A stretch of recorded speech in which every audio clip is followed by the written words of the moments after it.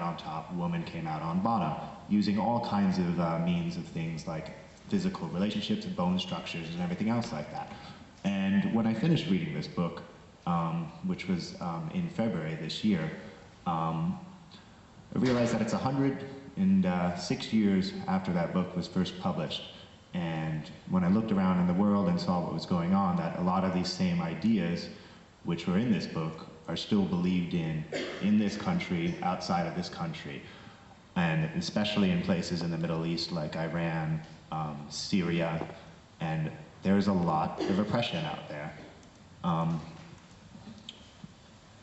So similar along these lines of thought, you kind of start to look at everything else and where these ideas are coming from and how the structure gets passed down in time. And really it comes from our way of life. And what really needs to change here, I think, is a fundamental reset of the way we see and perceive and create ideas and live our life. Because it filters down through our media outlets, our advertising, the images, where the woman should be, what they should look like, what you should even be doing with yourself. So I think that these are some of the issues which are, unfortunately, though we're making progress in the Women's Forward issue, I mean, they also act against this current of progress. So the way I see it is what I see is what is at the core of this issue is almost a conceptual battle. It's a conceptual battle to reset our minds, our values, and really realize that, you know, women and their contributions are a vital part of our social structures, and we should embrace them and embrace the work they're doing and make room for it because it's important. As far as I'm concerned here, the only limits on women's arts and women's movements should be no limits at all. Nothing.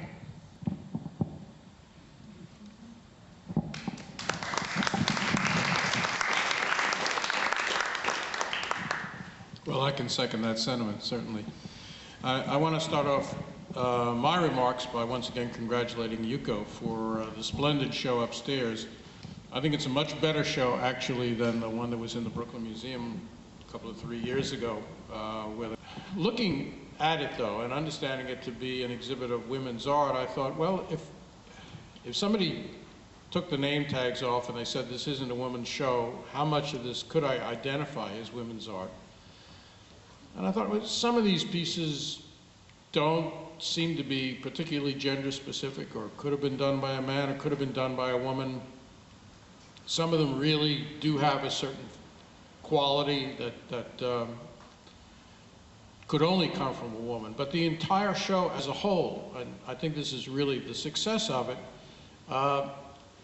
going around it as a man, I realized, yeah, this art as a whole could only have been done by women. And what we have been missing for so long, almost for the entire history of the human race, is that voice. I'm an historian by profession, and in so many ways, in doing my own research, and in collaborating with Lily, I realized how much silence there is until really 100, 150 years ago.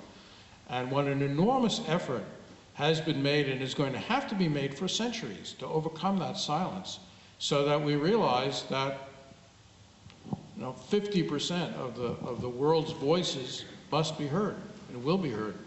Lily and I put together a show some years ago called The Greek Woman Through the Ages, the idea of which was to show how women influenced Greece and how they were part of Greek culture, which is a classically patriarchal society. And it was tough because the voices were few and far between. One of the things we wound up doing was, Lily did some monologues from ancient playwrights, recreating women's roles, some of which she did last night, Medea, Electra, and so on. And there's this whole wonderful gallery of Greek women in classical literature, and they are amazingly powerful women in these plays, but they're all written by men, of course. The women never spoke for themselves.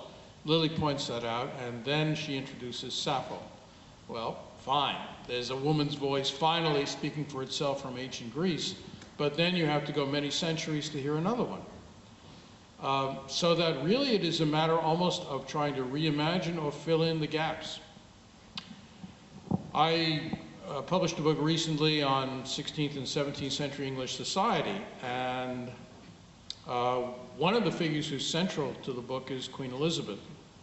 When Elizabeth came to the throne, succeeding another woman, her sister, who had had a short and disastrous reign, there was a tremendous amount of anxiety in the society about, can England survive in a really tough world? The 16th century world was not a notably pleasanter place than the 21st century world. Can the society survive with another female heir? And how long will this last? And what do we have next? And will she please produce a male heir so we can get on with things the way that we're supposed to? It wasn't very helpful that John Knox, who was just leading the Protestant Reformation in Scotland at the time, greeted her with a book called First Blast of the Trumpet Against the Monstrous Regiment of Women. Regiment meaning rule, old-fashioned word for rule. First blast of the trumpet, okay? This is the Bible speaking. Thou shalt not rule. Elizabeth could never have existed, or she couldn't have ruled in contemporary France, because the French had a law that said that no matter how thin the bloodline got, no woman could ever occupy a position of power. And Elizabeth had the task all her life long, 45-year rule, of dealing with that issue, of being surrounded by men. All her advisors were of necessity men.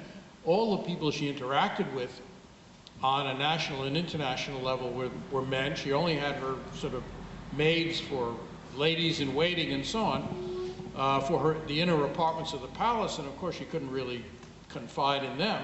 She was enormously, enormously alone, and the way she managed to deal with it makes her, I think, one of the most remarkable women of all time. Well, 30 years went by. Spain launched its long-promised invasion of England in 1588 and failed, was repulsed. And Elizabeth held a sort of a victory parade. And she made a speech to some of the troops. And she said, "I know that I am a poor and silly woman." Silly meaning not foolish, but just weak in general. "But I have the heart and stomach of a king, and a king of England, too." Well, Elizabeth always knew how to turn a phrase, and those are words that when I first read them moved me, but also, of course, it tells you what a terrible burden she carried. That the only role model acceptable to her, the only thing she could aspire to be, was a king. Was something who would not entirely dishonor her father. I went on in my book, and women's voices were simply not there. So that my book's almost entirely about men, and I came to 1623 before I found another woman that I could quote. This was a woman in a tavern.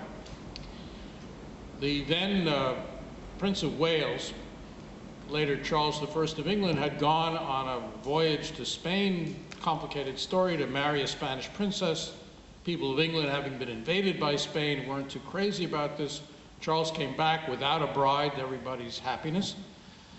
And he landed in the south of England, and he went to a pub to have a brew, And a woman comes up to him, anonymous woman, just a plain woman of the people, grabs him by the collar and says, "Don't you ever do that again. Don't ever go off and leave us like that again. Promise. Swear that you won't." And he, yeah, sure, lady. Well, where's my security, Well, that's it. You get a Queen of England who happens to have a voice because of an accident of birth, and you have a simple woman in a tavern, and you have nothing virtually in between. No voice in between. And there's all this silence for all these centuries until now, till part of the 19th century and the 20th century, and now beginning the 21st.